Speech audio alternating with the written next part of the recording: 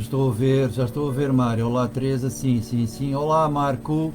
O Marco está no Algarve, em Silves. Ok, Marco. Espero que as coisas estejam melhor.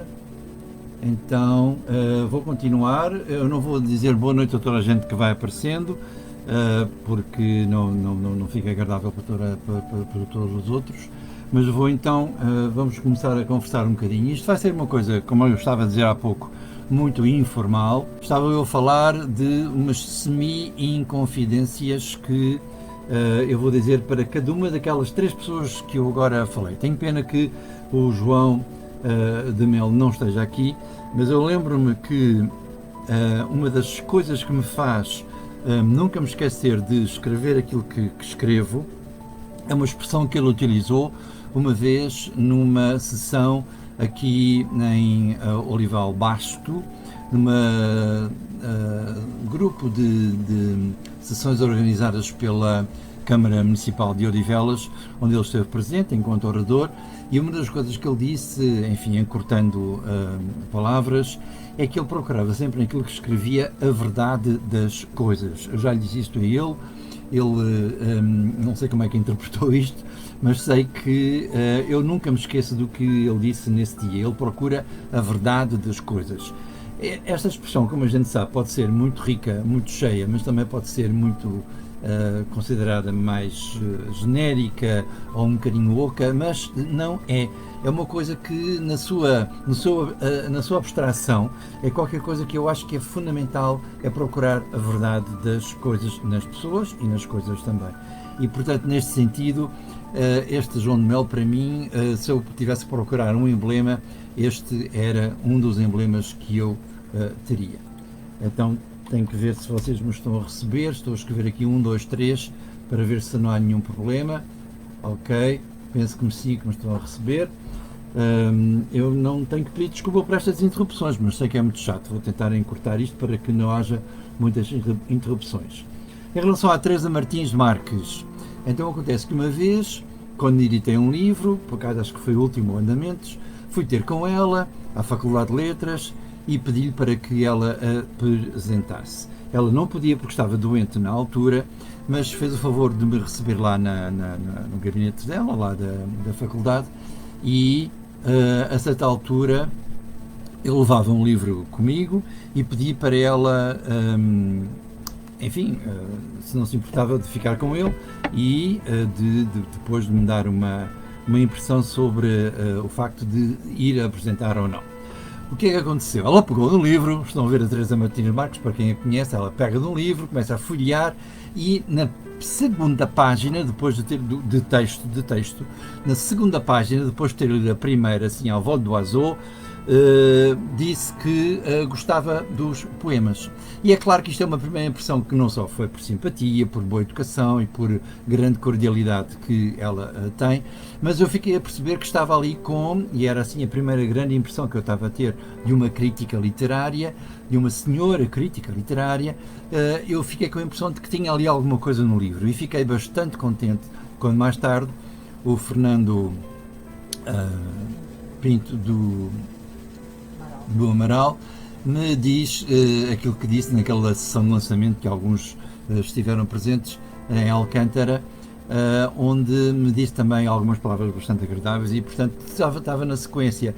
Eu, de alguma forma, pensei que estava ali numa linha muito confortável, muito coerente com aquilo que a Teresa tinha começado por dizer e que o Fernando Pinto do Amaral estava a continuar. Como estão a ver, isto caiu, mas eu vou continuar. Então, o José Eduardo Agalusa dizia-me que eu precisava de escrever com uma respiração de conto e não com uma respiração de livro. E então o que fiquei a perceber era que havia momentos ótimos para construir então um conto, e esses momentos ótimos, essas técnicas de construção, que acaba por ser uma técnica, essa forma de construir tem de ser diferente daquela que se utiliza para escrever um livro, ou um livro maior, ou um romance, ou fosse lá o que fosse. E portanto, neste sentido, o que eu fiz foi, evidentemente, seguir essa orientação. Continuando, estas coisas, vocês estão a receber isto com interrupções, mas de facto não é nada que eu possa comentar, embora possa lamentar. O que eu gostava de dizer ainda em relação a isto é que esta não é uma noite de festa pura e simples. Porquê? Porque vivemos dias muitíssimo difíceis. E eu não me esqueço que há pessoas que ou estão doentes, ou estiveram doentes, estão aqui agora connosco, e há que respeitar, por um lado, o incómodo, o desconforto, a dor, a doença em si, e neste sentido eu gostava de deixar aqui muito claro que estou a pensar nisto, que estou, ao mesmo tempo que estamos a fazer esta celebração, e que para mim está a ser muito importante convosco aqui, também tenho de me lembrar que há pessoas que estiveram doentes e que estão doentes e que estão a recuperar, muitas delas, e eu espero então para as pessoas que estão doentes que fiquem boas depressa, e para as que já não estão doentes dentro do confinamento que fiquem com as sequelas muito leves ou com nenhumas sequelas, que ainda era o melhor. Portanto, neste sentido, gostava de que ficasse muito claro que nós todos nunca nos estamos a esquecer disto, e não é por estarmos a falar de outras coisas que nos esquecemos desta situação. Como sabem, houve uma hipótese de nós fazermos isto em Zoom, mas depois, resumindo, chegámos à conclusão de que não. Não sei se foi a melhor opção. Se for necessário um dia fazer com o Zoom, faremos com o Zoom. Eu dei aqui muitas aulas com o Zoom e não foi abaixo, mas a situação era outra. Não sei se agora, esta hora da noite, está a haver muito movimento, não sei. Sei é que o Zoom foi uma hipótese que acabámos por não optar. Outra hipótese que eu ouvia, em vez das 9h30 da noite, era 6 da tarde, mas apenas uma pessoa pediu às 6 da tarde, as outras todas concordaram que fosse às 9h30, portanto eu mantive às 9h30. Também gostava de dizer que não era isto que eu queria para a minha apresentação do livro, não é? O que eu queria era estar fisicamente com convidados, queria estar fisicamente com amigos, queria estar fisicamente com todas as pessoas que quisessem estar numa sessão onde eu pudesse estar, porque, já agora conto-vos um pequeníssimo episódio, porque naquela sessão do último livro, que foi em Alcântara, houve um ex-aluno que esteve lá, um ex-aluno que não foi nada combinado, que apareceu lá, que me deixou uma carta amabilíssima, e que estou para aqui a pensar na quantidade de desencontros que, mais uma vez, esta pandemia nos obriga a ter, e que, portanto, nos impede de estar uns com os outros, e é neste sentido que eu gostava de não estar aqui agora e de estarmos a fazer uma boa festa com um copo de vinho na mão. Enfim, é o que se pode fazer. Vamos falar um bocadinho então deste livro, porque tenho medo que haja interrupções e depois não conseguimos falar de tudo. Então, este título, O Assombro da Claridade, é um pequenino excerto de um poema de Orlando Neves. Não sei se estou a ser ouvido, façam-me só aqui algum sinal para ver se me estão a ouvir, se faz favor. 1, 2, 3, eu vou escrever aqui 1, 2, 3, a ver se sou ouvido. Tenho aqui 16 intervenções no Facebook, mas não posso ler isto, senão perco a página, de maneira que vou continuar a falar. Ora bem, tenho aqui então o livro na mão. Uma das coisas que eu gostava já de dizer é que tenho muita pena de não vos poder a cada um dos participantes um livro. De alguma forma eu tenho que fazer isso. De alguma forma eu tenho de fazer-vos chegar um livro quando a gente se encontrar, ou quando a gente conseguir estar junto. Não sei como é que vai ser. Sei é que este livro, estas 320 páginas, têm de ser entregues. Eu gostava de entregar em mão a cada um de vós, para que pudesse até colher uma primeira impressão física da coisa. Posso-vos dizer que o livro está com uma capa muito macia, portanto é uma capa muito agradável, agarra-se melhor do que o outro, que era mais pequeno, portanto este agarra-se bem. Tem aqui atrás um texto que tende a chamar a atenção para o livro, e portanto é um livrinho, como vocês estão a ver, que tende a ser simpático. As páginas, como o outro, não são completamente em branco, o que pode facilitar a leitura à noite, dizem os especialistas, e, portanto, neste sentido, acho que vale a pena ter o livro na mão. Eu gosto muito de o ter na mão, mas eu estou suspeito, como é evidente. Ok, então vamos ver o que é que este conto tem. Tem alguns 16 ou 17 contos, uns deles são já conhecidos para quem teve hipótese de aceder à minha versão em e-book, aqui já há uns anos, mas uma das coisas que me levou a pôr isto em papel foi de facto muita gente, enfim, relativa, ter dito que então quando é que pões isso em papel, porque em e-book é de difícil leitura. E portanto, então eu consegui reuni-los todos e foram revistos pela Júlia Marques, a quem saúde, e portanto tenho aqui estes contos agora aqui em livro, em papel, e podem ser levados para qualquer lado, como é timbre dos livros, ainda é das grandes vantagens que os livros têm. E então, em relação ao título, há um poema aqui de um homem chamado Orlando Neves que eu descobri, infelizmente já morreu, e que fiquei absolutamente extasiado com muitas das coisas que fui lendo dele, sobretudo com este poema que se chama Como realiza o corpo este exercício da queda. O título é Como realiza o corpo este exercício da queda. É um texto pequenino, é um texto que não é muito grande, não sei se dá para ver, não dá, mas eu vou-vos ler, são meias de linhas que eu vos vou ler, porque é daqui que eu retiro o título do livro, não é? E portanto, como isto é muito importante e eu acho que o poema é extraordinário, eu não disse belo, não disse milimetricamente impecável, não disse nada, disse só que é muitíssimo forte, é muito intenso, é um poema que, ainda por cima, nos dias que correm, ganhou uma força tremenda.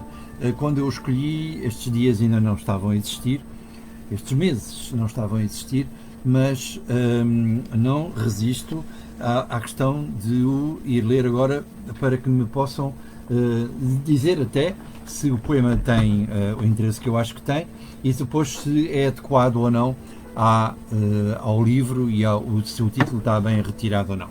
Ok? Então, portanto, peço a vossa paciência, eu não leio bem poesia, não sou nenhum profissional, tenho cá em casa uma leitora profissional que já vai ler um bocadinho, mas eu não sou o melhor leitor, mas gostava de vos comunicar isto de viva voz. Penso que estou a ser ouvido, penso que estou a ser visto. 1, 2, 3. Se alguém puder dizer qualquer coisa do género. Teresa Faustin diz que vai cobrar. Podes cobrar, eu é que não me pago. Cidália, olá Cidália, viva. E gostava que alguém me desse um feedback a ver se estou a ser ouvido ou não. Olá André, estás a ouvir-me bem André? Aí mais longe. Bom, vou ler Como realizou o corpo este exercício da queda.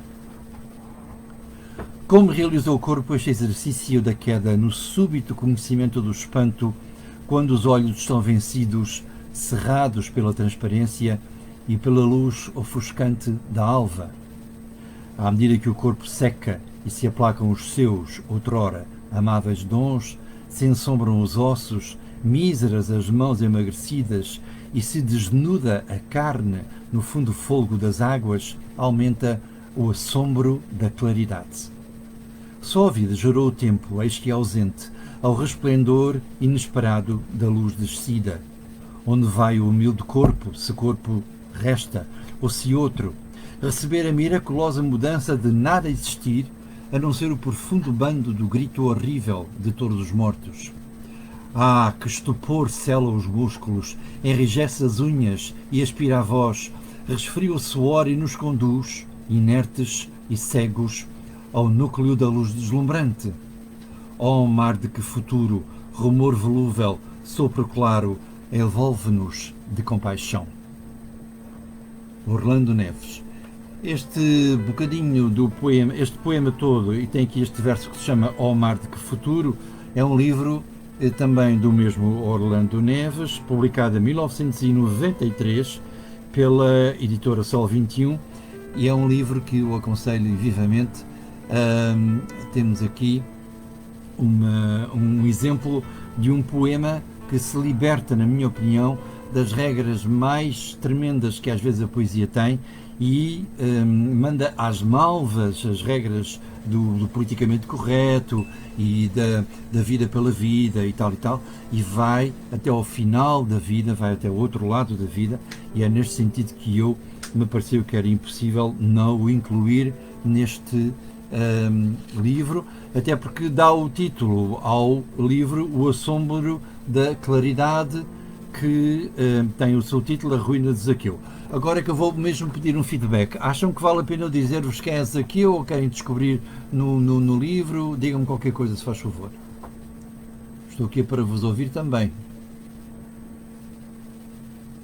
Alô?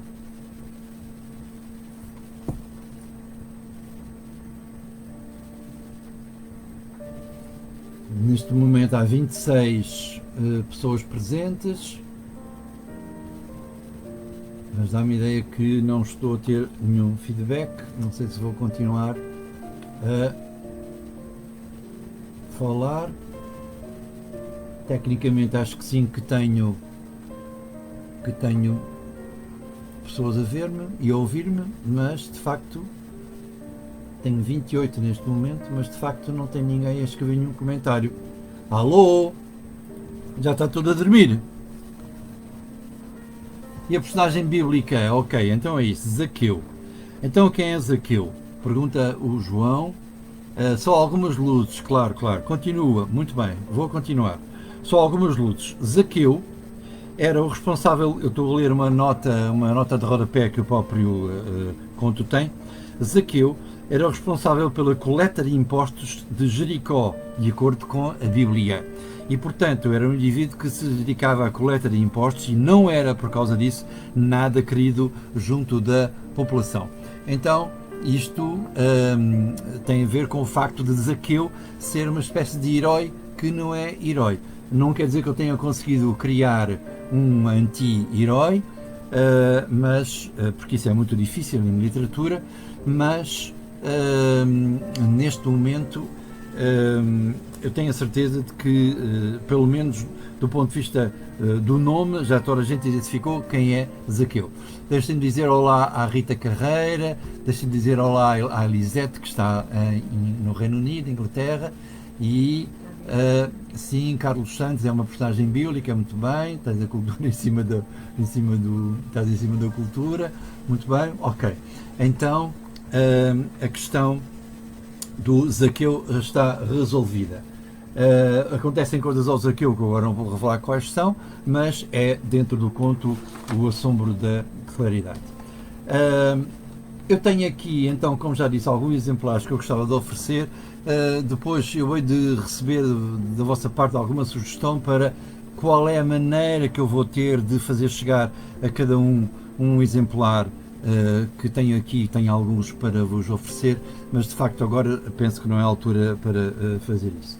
Neste momento já são 10 horas, eu vou pedir à Graça Vasconcelos, que está aqui atrás de mim, para ir aqui ao microfone, digamos assim, e ler um bocadinho de um conto que até agora, do qual até agora não falei, só um bocadinho, para dar-me a ideia de como é que está a minha prosa nesta altura, uma vez que já é um conto escrito já em grande parte já em tempos de pandemia, mas embora eu faça o possível por não refletir isso depois é outra conversa, e então vou pedir à Graça que chegue aqui e que leia um bocadinho deste conto, se não houver inconveniente, se vocês estiverem com pachorra para isso. Então, vamos lá ver. Graça?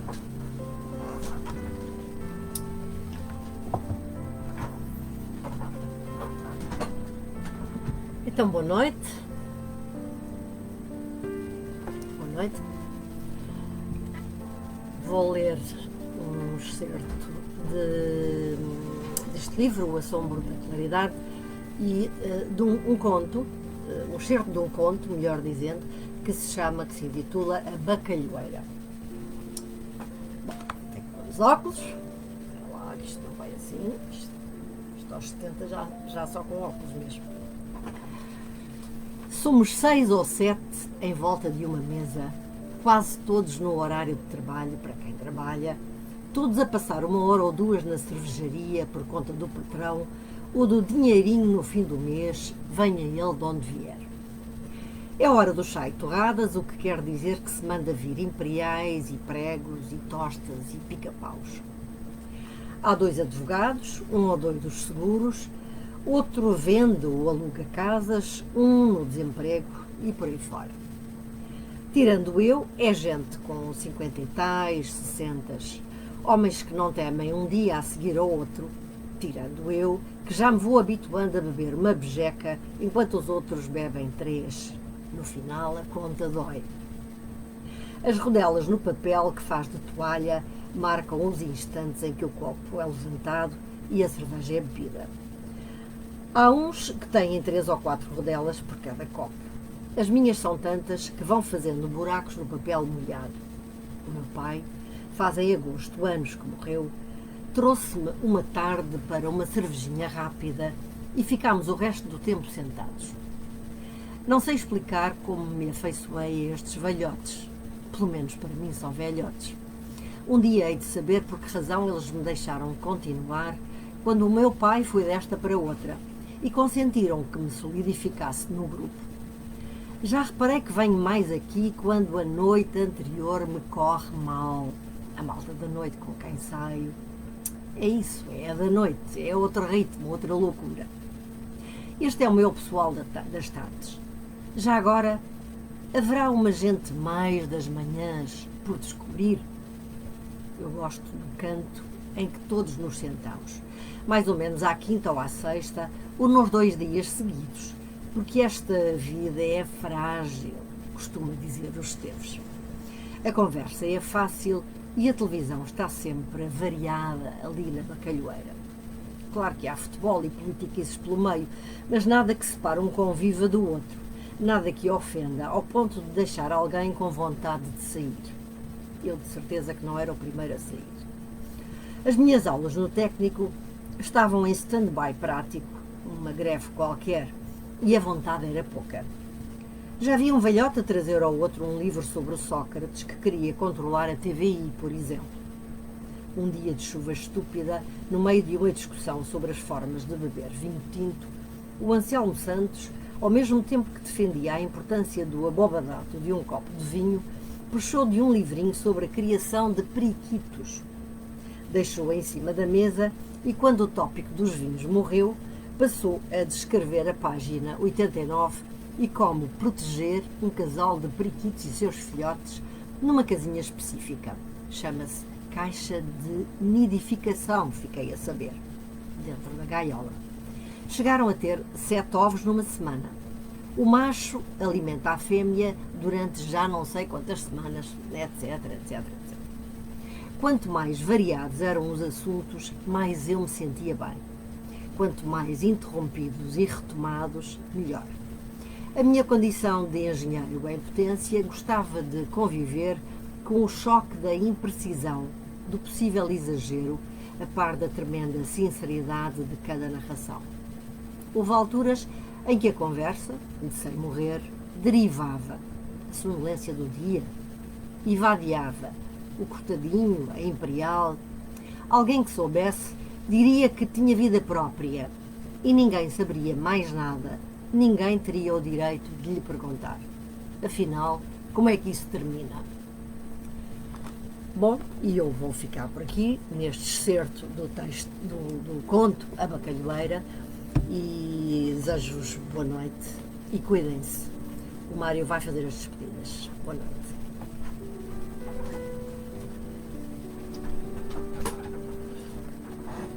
Muito bem.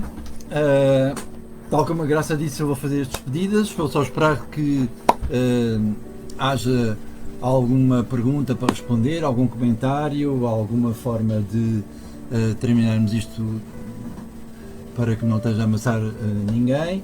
E entretanto, como já repararam, nós temos aqui um copinho de vinho para convosco celebrar isto, mas eu não quero beber o vinho sem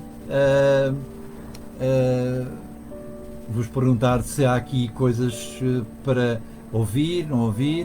A Lisete diz que quer ouvir mais, Obrigado, Rita. Olá, Sofia. Oxalá corra tudo bem contigo e com toda a tua família. Olá, Marco. Obrigado, Marco. Paula, viva. Acho que ainda não nos tínhamos saudade. Um brinde, Rita. Exatamente, é isso que temos que fazer.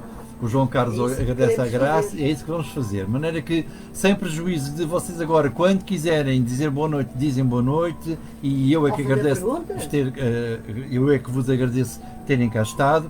E entretanto, olá Cidália, muito obrigado. Se entenderem fazer alguma pergunta, nós cá estamos. Mas agora vamos fazer um brinde e espero que vocês, seja só uma questão de tempo, é que nos encontremos.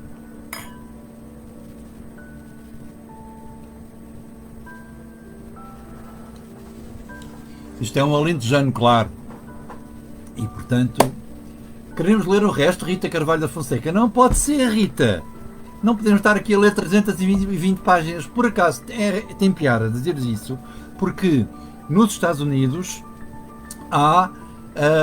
olá, Cristina, viva! Nos Estados Unidos há pessoas que leem livros, um livro inteiro, e mesmo em Portugal, eu sei de um exemplo, acho que a Graça de vez em quando houve a Fátima Murta, não é? Que leu o livro todo, aos bocadinhos, não é? De uma vez só, e tchim-tchim também para ti, Erika, sim, tchim-tchim, Erika, e portanto só podia ser alentejano, João, como é evidente, e portanto... sim, nos Estados Unidos e em Portugal também, nós sabemos disso, fazem-se apresentações a ler o livro inteiro, ou pelo menos a ler um bocado grande do livro. E nós próprios já estivemos em sessões aqui em Portugal com um escritor americano chamado Paul Auster, que até fazia referência numa leitura que ele fez da sua própria prosa a cadernos de apontamentos portugueses. Deixo só esta ideia porque tem muita piada.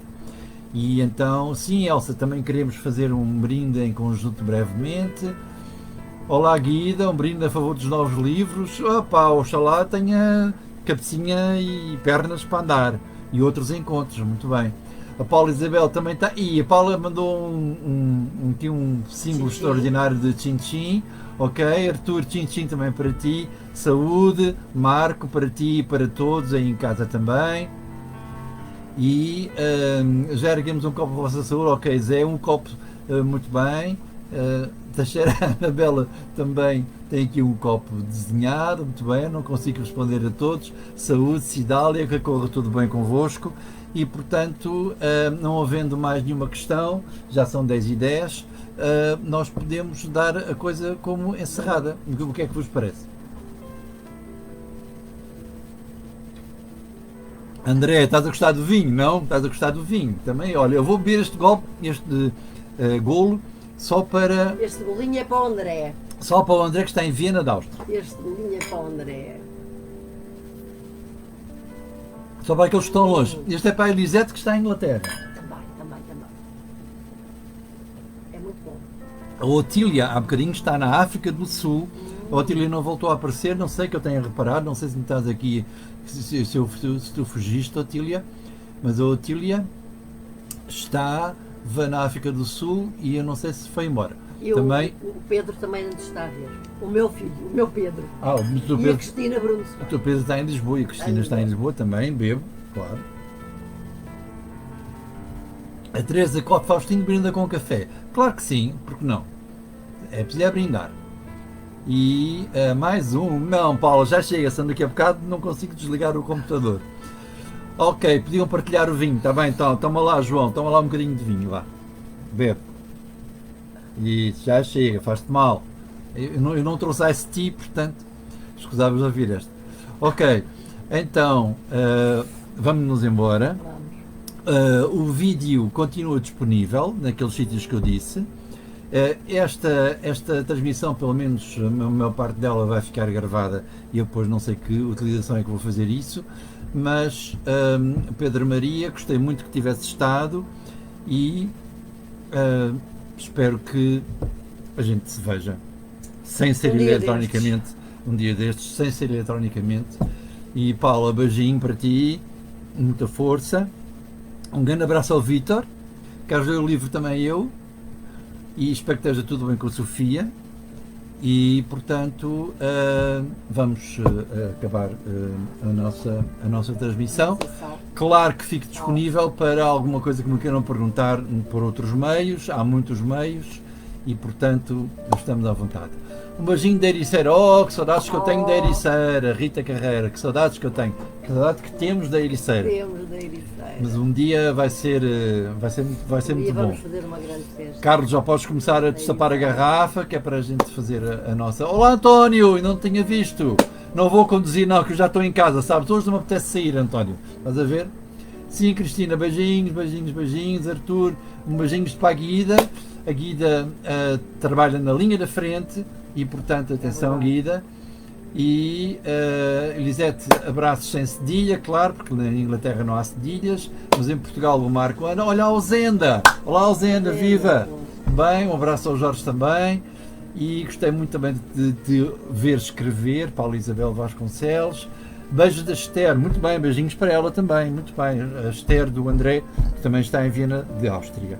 Muito bem, então pronto, mais um minuto e vamos acabar com esta emissão. Muito obrigado a todos mais uma vez, gostei muitíssimo, foi muitíssimo importante para mim e havemos de fazer isto mais vezes de outra maneira. Tchau! Fiquem bem, cuidem-se. Protejam-se, protejam-se.